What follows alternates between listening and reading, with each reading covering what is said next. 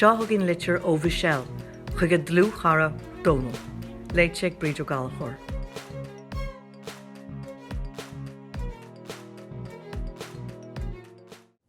A gcónal, Tásúla gúngail tú hain agus an muinn leat go maiid. Níor leag mé lámh ná súlairt ó bhí rivan an nullag a nuiríon. Cifann leat an uair galanta sin a bhí agan, fa fléisir, gan imní, gan mhuairt, gan éiginseacht. Bhí an síl ina hí ar a hón agan, agus is big a bhí is agan ag an am. Muidir ar sí go sochhaí, bhí tholas bhág an chrán nullag sa teomar sí. Íomhána den tín, ospidéal, gus daoine tinne ar an telefís. Tuairisceoir ag dran don a raibh fa acéid inseart a bhí ar bunan sin. Thar smuintí me dinne go ró from ar an méid a bhítear a rá an óróid sin. Seans go mé ó leisan ar an scéal riviera na bliana dar linn ag an am. Bheith ó dearach chu ag na saneolaíthe leis, rih fithe dúirtmuid ag dúirtú glin eile féanna agus a cámón ar an tinne. Hímuid siar agus dachramuid an córtha go dtí cuasaí ratha, agus a méid a bhí controlse leis an síl. Tháinig lá nullag agus Jimmy sé. Tá muid an isig tarint ar an nullag a ríist, agus is mór a dachraí an síl. Chuid daddy isteach an ospidéal ag tús na bliana le tin a scrí. Híalmuid nach mé sé istí a bhád. Fear de chuid bhí chroch a bhí an. Fear láidir. Tá fád síl in sa drám sin. Ní bheith sé bhád istí san ochar an dar lomsa. Is cifann gal ar chóirt ag tróna, níl lád a bhí anar, gus bhí sé cáiltes na pyjamas a bhí ar. Dárach mé ar na gúlnach a bhí ábalta ualach móna ampróir den tíl, agus iad an is crábharlach agus cíal. Bhí sin na hí a cáint agus i córa, ach ní ra me sásta leis an crut a bhí ar, ní ra me sásta leis an gá a bhí ar a chrican. Le bhanracha níhí sin a bhónal, tá me meas na níhí sin, ras agam nach mai sé ag teach an bháile. Bhí mé an is le brí, uaireanta mar sin, má deir tú focail, má deir tú iad, tag an beocht an tú. Ahan nóir a fuair mé deisgáil isteach ag a bhainistí. In dhéana hibre bheith amháin ar an bhórchuid, agus bheith mo bhallag ar mo ghrim le hocras. Ach bhí staist an bia thugad daoine eile ró le hithe chur ar látíí bheith dadí dú.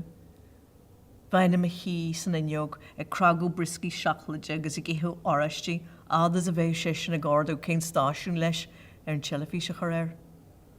An ihe bhí an táchan ar siúla litir ceanan, Thra sé sásta go mé ar an bhón agus mé ar chóir tuige. Carú go Gaeilge bhí é sin é ar a drochhair. Thu sin olcas an sin agus hite chrí. Thra dúla a bheith bhád ó bháile, Thra cleachtú ag air. Tá cibhne agam nuair tugadh cead dom héin agus do mhearthar go síos ar chóir tuige Gaeilge. Ag an am níor a cead agad go isteach san Harlan, ach nuair a bhí duine go tin sin agus goráisiad ag síhrú an bháis. Is cibann an lá báistú grúma sin fa Gaeilge. Bhí dad an is le bríon lá sin.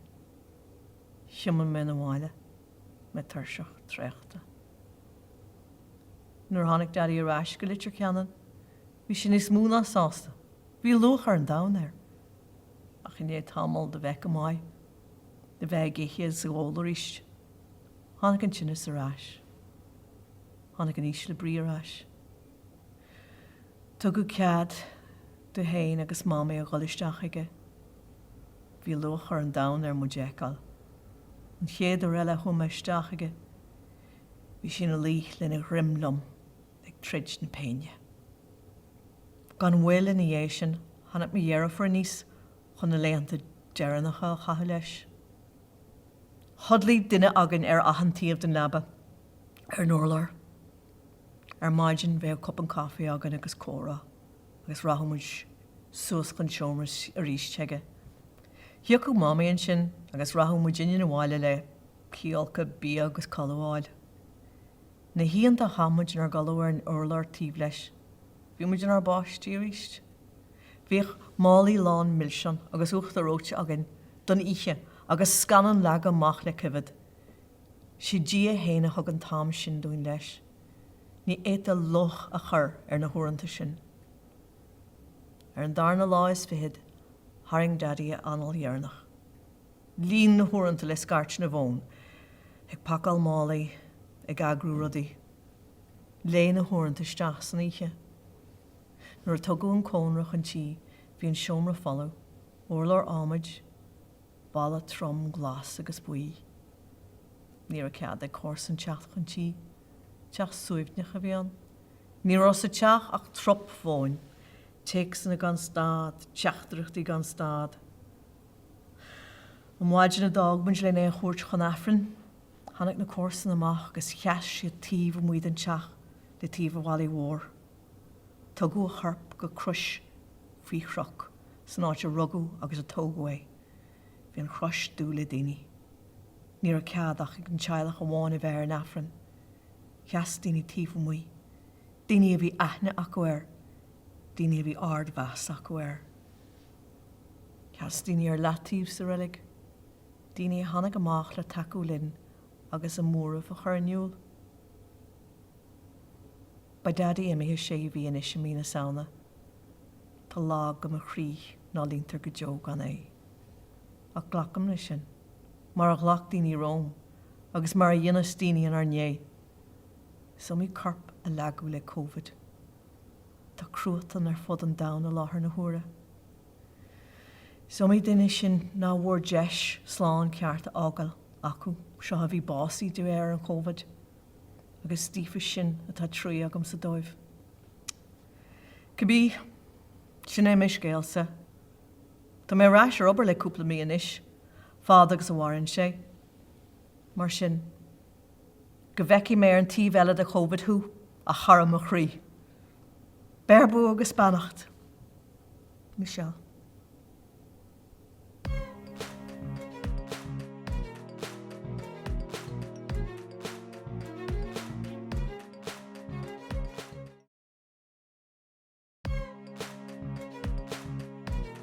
Seán is litir ó Rachel, dalta de chud choláiste feriste, an seo in éarthar bheal feriste, léite ag nula ní néal.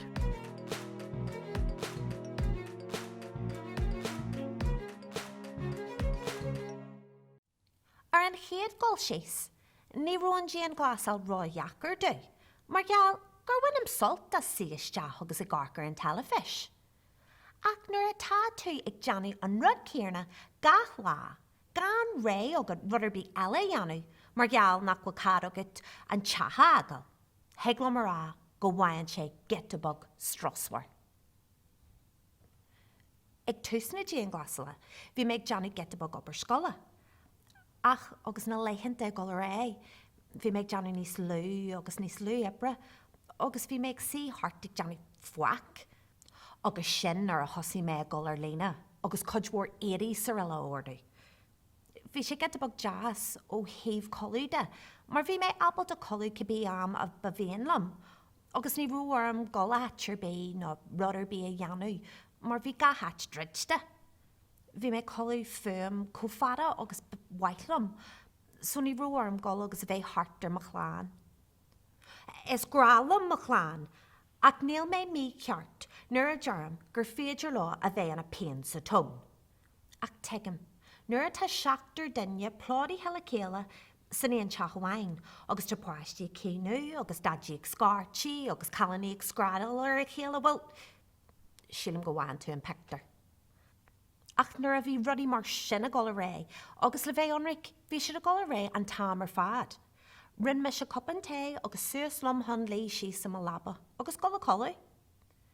Nuair a fur mé amach gurú cad a gin goltíomh an mhaí ar fá ar a cleig hon getabug aclaíachta dheanú. Éist, go páirsanta ní duine aclaí mé, agus ní aici tú mé amach ag deanú aclaíachta am ar bé.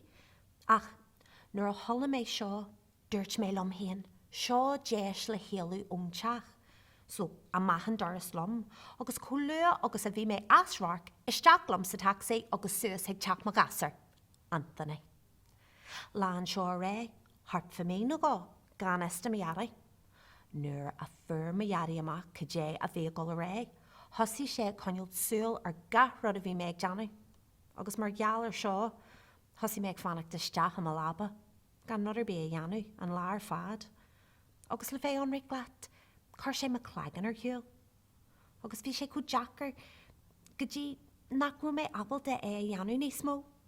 Well, híní mé suas le grúpa fíorúil ar lína dar bhainneam hybrid gym classes. Agus créad sé na nácréad. Seo síú a dhéanann rangana aclaíocht agus rinn mé na rangana seo gath lá ar fé gá bhí gan stad agus bhí sé ar dói. Bhí méid deanú na rangana le mo chláán nach bhfuil mé abal deacail mar geall ar an víras. Agus bhí sé chuteá seo dheanú agus a bheith abalta daoine ó mo chláánna ecail agus méid tríal rud nuig an am céarna.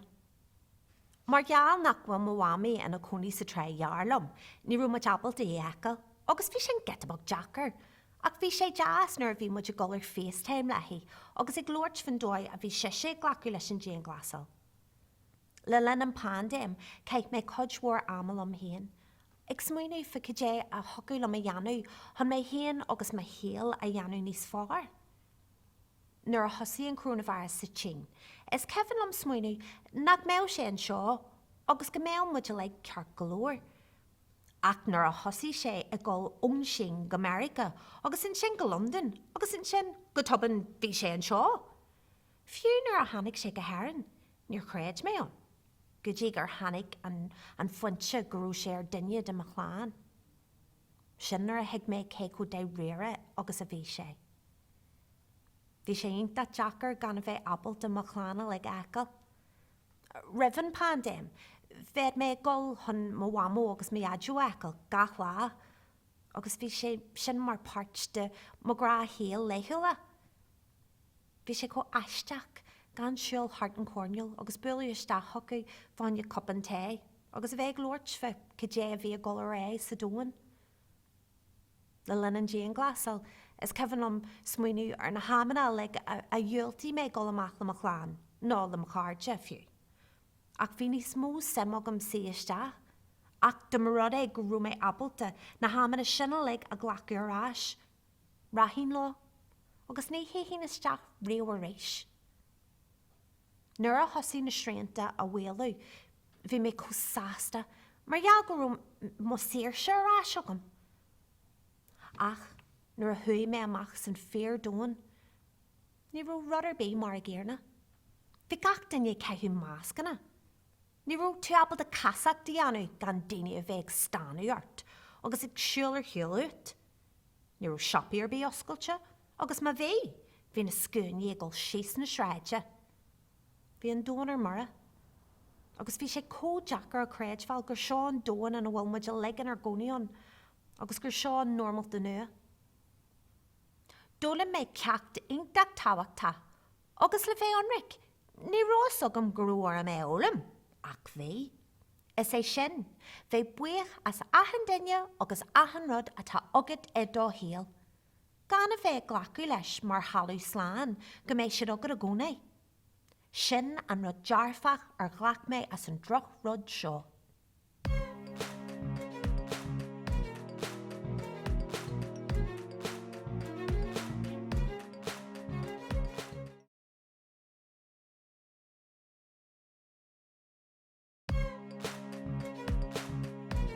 Litir ó Hamish, na scríomh thugainn ó na hach hain I nGaeltacht éirigh bhéal feirste, á léamh ag Tony Devlin.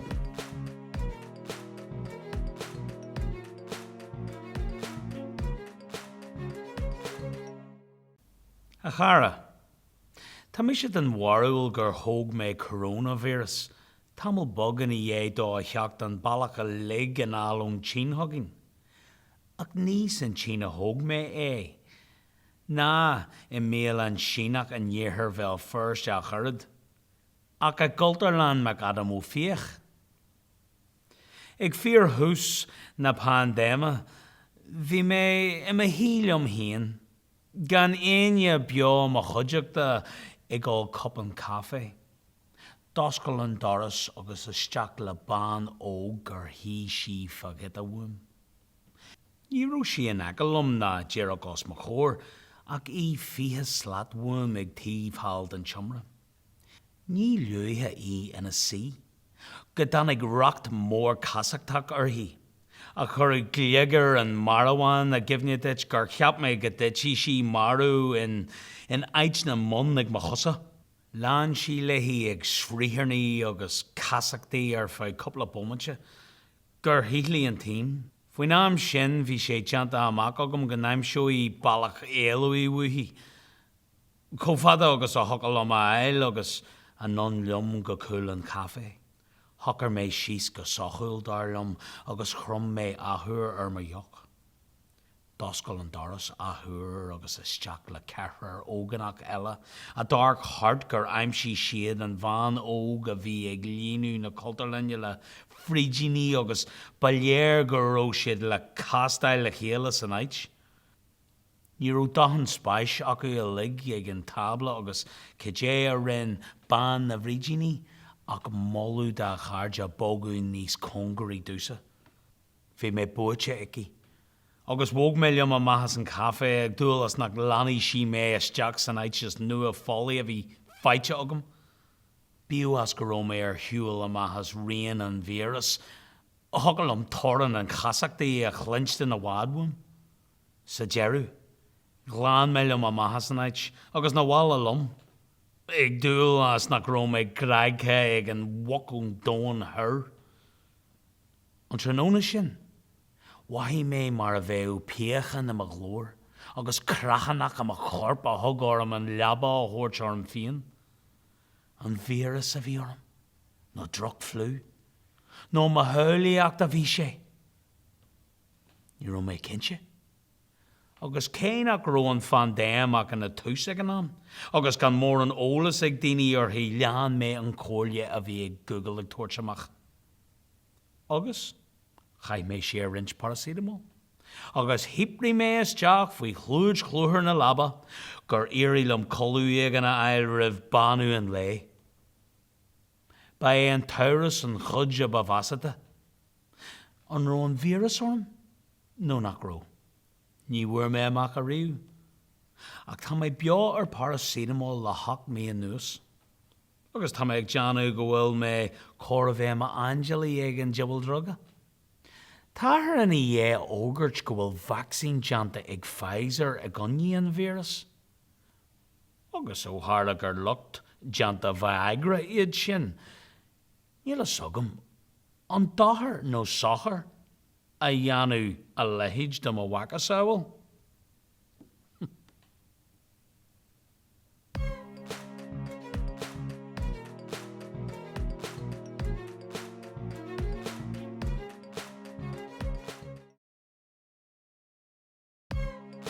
A chara, litir scrífa ag máthair, cuimhe agus í caint fin amach, rosa, leite ag nula ní néal.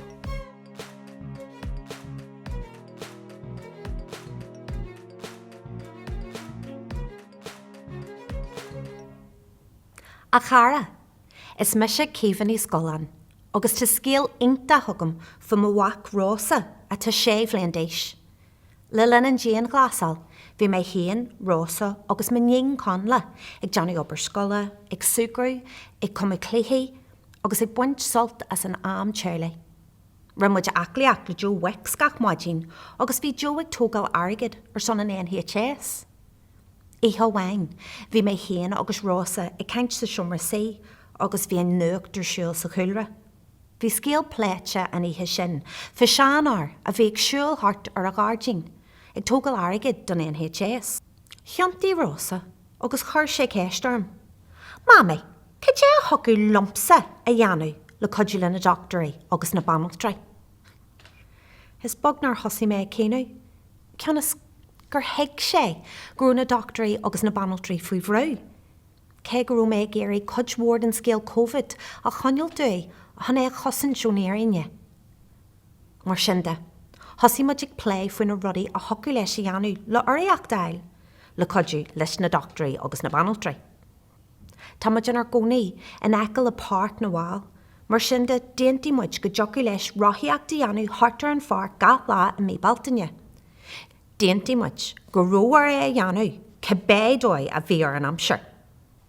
Gath lá in mí na baltaine léim sé a rothair gan gearan, Minion 3 blian dish in éanaach leis a codjas múdana. Igin tús, bhí arm réhan a dhé, go dtí go bhfuair a dheadí rathair le go leis. Dark muid ar an rathiach gach lá mar seans le eil, agus a bheith tíomh mhuil an ar chláán san aisteach díon glasal. Thosaí daoine ag glórt faoin actra, agus thosaí daoine ag aithint sa farcé, agus ag glórt leis agus ag tuairt bualadh bostá. Bhí sé na papar nuachtain, Belfast Live, an Andersonstown News, an Irish News. Thóg sé, 2,900 punt sa dearú. Bhí ceilrú all-waragin ar an lá dearna, agus hanig an ard mHeire Belfast le takeíocht do thuirtstá. Sa dearú, thugmuid an tarigid don hospice, mar dúirt féisir an nuacht gur aspa PPE multnach acu. Codíonn siad le daoine a réhan ama, agus tá sé congracht do chraid a cod mhór agin. Tá mé thar a bheith bradal as móach, agus an écht specialta a tá buinte maithaige linn an aisteacht, agus é sé bhliain déis. Ní anhímuid dearmad ar seo go deá, agus heglann arc siar ar rud dearfach, an anad Jackar Jane Glasala. Gur maiad as ar scéala leo, le más, Céfa, Jim, Conla, agus Rosa.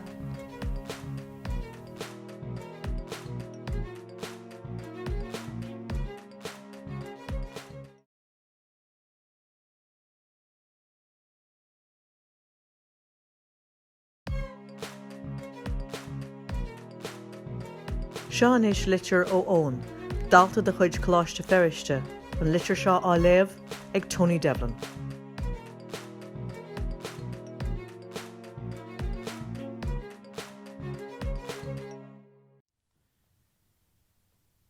Thosaí an Jane glasal ar an tríú leas fí de bhí na Marta. Well, sin an lear thosaí sé de gach daine eile. Thosaí má Jane glasal ar an 7 lá déag.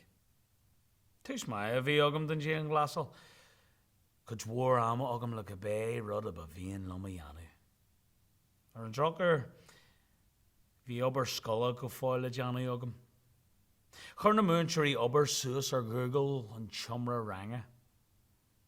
Taobh muid an obair bhaile bhí gach rud ag dul ar eos.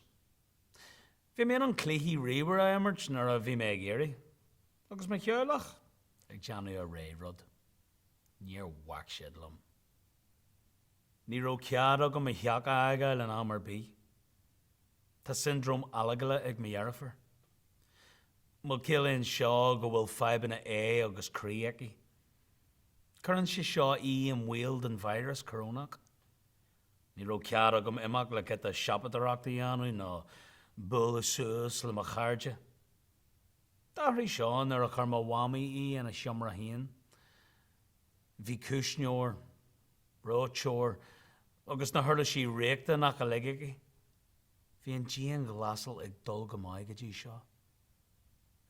An sin, crígní mé ag fáil obair bhaile ar lína. Ag dearadh an bhliain scolatá agad.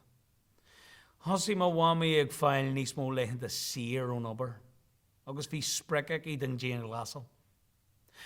Ar neariste a glanú, híl mé go róisí ar mura ar dúspáire.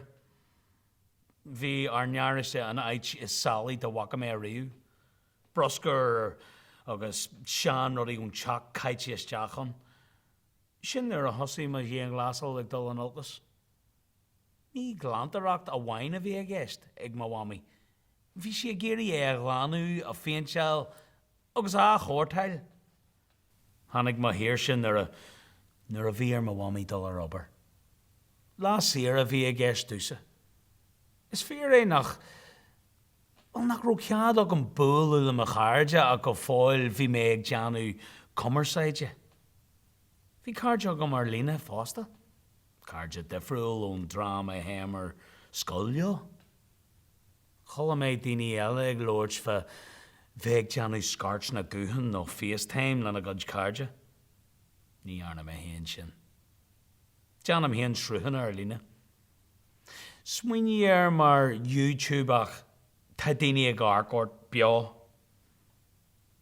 chun í na srúhanna mé am a chéal ceart. Tá má phobal bug híon cruthe agam, agus ag daoine eile. Bí muid ag caint le chéile agus ag immert clí le chéile. Curann siad mé a Gaeilge. Cunaíonn siad mé ó bheith ag dul ar mura. Ar cheann de mo chrúhanna ag tús na déan glasala. Fuair mé brontanas. De $50 ó cheann de mo bhreathnaí. Bhí sé mar chuidú le microphone níos fearra eil, agus le buíochas a gáildú mar well go raibh mé mar cuid den phobal. Bhí má bhaimi éireach faoi. Well, híl si gur rud aisteach a bhí a gceist. Mé ag fáil a méid sin airgad ó ghinne thar an Idirlín. Bhí má gaidí get éireach fásta, ach le sé dá. Rinn sé magaí faoi ag tabhairt má sugar daddy air. Bhí lean daoine ag tabhairt faoi blahanna a phlanú nó an gáirgí na dheasú agus bhí má bhaimi ag éirí rud cos le sinna dhéanú. Chuidí mé le má dheadí chun aite dhéanú amach de frataí agus seannaí má bhaimi líon de phlandaí difriúil a dhéanú solathair bí a thabhairt dúine. Ar nó suatha talún, peber agus onioní. Ar an drothir, níor bhhair na prataí agus ní bhfuair muid an seans na phlandaí eile a chur. Tá sé go fáil ina sí ag taobh a ghariste. Bhí go leor obair curtha isteach agam leis an ghariste hana féin ach bhí muid ag tuiseach den níos leis an siomra cool. Bhí má bhaimi ag éirí sin a bheith crígnithe, rihann spás lárnach. Bhí sé géirí nach mé ó polar bís a bhála in é dúin an bhála a féinseil. Ar an drochúr, bhí an bhála deanta as bricí concrete le pólan a buga is tíontú. Rinn mé cara bhread de féint sé ar an bhála le scúb, hand roller, scúb. Fuair mé nátha a dá crampa am a láha. Nuair a tháinig sé ag an á chóirteil, bhí sé go ladranach le bheith arc ar an faoint ag trimú. Ní rús agam go dtí seo gur ó plán ag mo bhaimi le mo réimhre agus stáisiún suagratha mo dhearrthar a chur taobh an mhuí a gariste. Bhí scetchamíní an dónám nuair a fuair mé amach go mé ó spás pásanta agam. Breg a bhí an. Bhí an siomra le bheith sciilte ina gá leath. Leath dú híon agus mo dhearrthar aga, agus leath eile do mo dhearrthar aga. Leath den siomra caiilte agam. Leath den siomra maisíthe le dahanna baindearga is gorum éadrom. Cos le gach den eile, bhí leitheanta sira curtha in éirigh agam. Well, ní leitheanta sira a bhí a gceist. Bhí am sira agam a déir eile ach ní raibh mé a caiithú mo chud deama ag leigins me cí. Bhí me le bheith ag deanú obair Jonach. Ag codú le daoine a bhfuil feibanna sól lúiseacht acu. Ag codú le dul ar affran. Seo an ciad bhliain na raibh mé I Lourdes ó rugadh mé. Well, is tradition teolaí é mar is ait nífa Lourdes, agus is duine religiúnachaí mo bhathair. Téan muid an le gaí ar son mo dhearrafar, agus le gaí ar son daoine eile atá sin nó ag sihrú an bháis. Tás agam gur rud bumant é ach bhí ogla orm de Gaeilge blian a Lourdes go bhuithe a dhearrafar buas, mar go dtí seo níor chail muid cion, agus híl na doctorí nach mharid sí trí bhí. Ag bogadh ar an tapag dúlagarach sin. Bhí me le dul ag an géalteacht fásta, má bhliain dhearannach a bhí le bheith an. Agus ní bhuair mé an sean sláán ará le daoine a roinnt go mórthú ar fá séim léana. Cail mé amach ar sport agus sprí. Cail mé amach ar an taithí. Bhain mé an soltas an géalteacht an uair a bhí mé an. Sílam gur a bé an rud is mó a chail mé amach ar na gansaí géalteachta a déir 24 go 24. Cuirí mé Jerry leis an tabhairt amach. Ó, rud a bhain eile. Bhí cúisir meán sin ag micheachsa. Ní Jerry mé cén ísí mar tá sa gach daine go bhfuil sé dí bhainse caint faoi ís bhrá. Bhí an gariste córa bheith cricné faoi nám seo. Agus bhí mar réimhre bógha amachchan. Nuair a bhí an cúisir hart agus gach daine bhí an post agam agus ag mBeire thracha, is mBeire thracha honan spás taobh an mhuí agus an gariste a glanú. Crá crí a bhí san obair ach in é sin a lig bhí an cúisir mar dhearú den scoiththugam ar an saoirí. Ait fug farsanta agam féin. Le mar réimhre agus gan duinear bí eile lom. Bhain mé an soltas an cúnas. Sílam gur bé sin an chiad ar a chola mé cúnas ar fá an dí an glasala ar fád.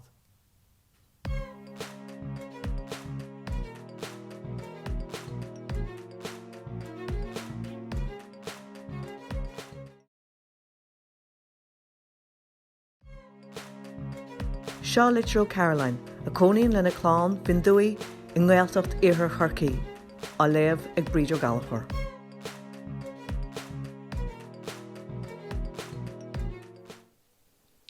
A chara, bhí sé go hálainn de litir áid sa fost. Is léir go rá síl sa chathair dín ormh le linn na dín glasala. Tuigim nis go rá síl níos fearr againn fin dúí. Ní runa sríanta ró dhéon sin orainn, mar is óldait, tá muid cleachtaí go leor leis an scaras ó síalta, thuas ón lean, agus an siopas congraí dúin 5,000 sí sa bhóthar. Ach bhí idir aine agus éidirm na léas go rá sibh tréis annach chud rudaí a hafad, anas go meach cimhní cin an do bhar báistí ar an dréimhse seo nuair a bheith siad ní sinne. Ar nó ní ris sé le a lehéid dhéanamh, agus chuir sé sin mé ag macnamh. An mai an tréimhse seo mar bhlur nó blip in ar saoil, agus nach mai tagart an dó a cosa le, nó cimhne agad ar an sneachta mór a bhí agan sna hochtadí. Nó mai rion COVID in ar gcuimhní go réalta agus go deo.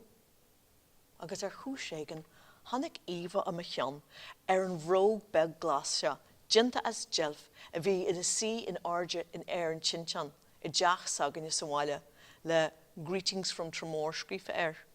Fáin lom, gach ile uair a legam súl, sin, tá an maithan láidre thugam ar an uair a cheannaigh mé, ar taras scoile bhí agan, cos trá, timpeall is 5 bliana hen.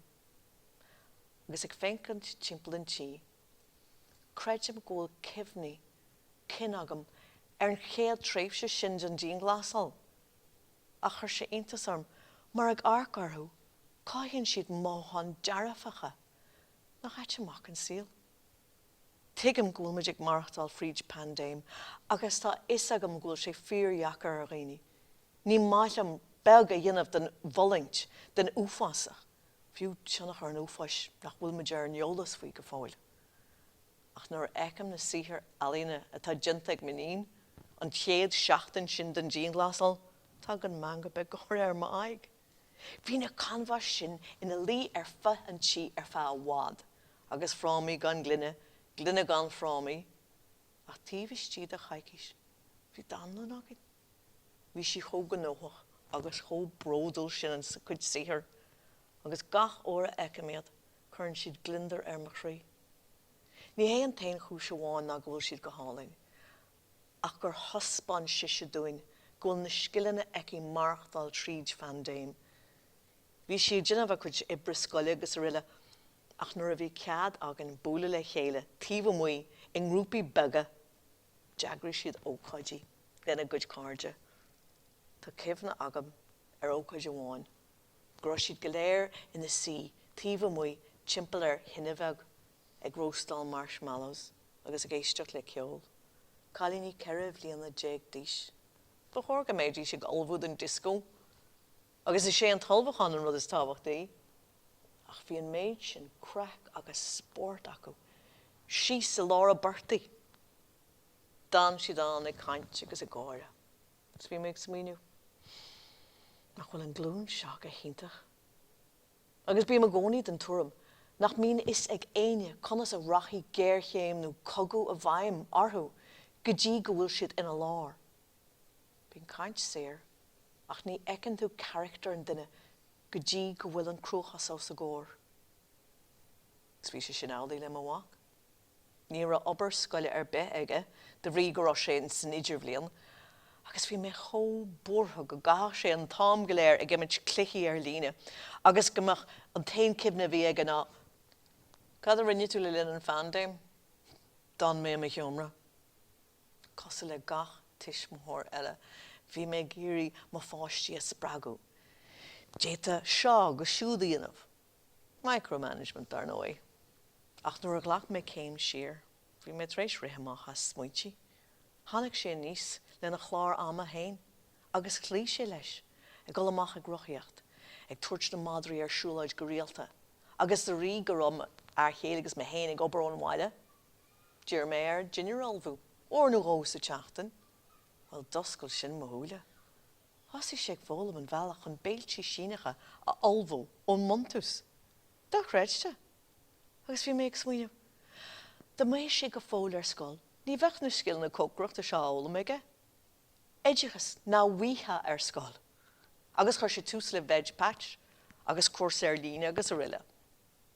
Ach nu ísí mé sweet and sour chicken, go Joe a ríis, gan smaoineamh ar dulchan cin mo wach le linn an Covid.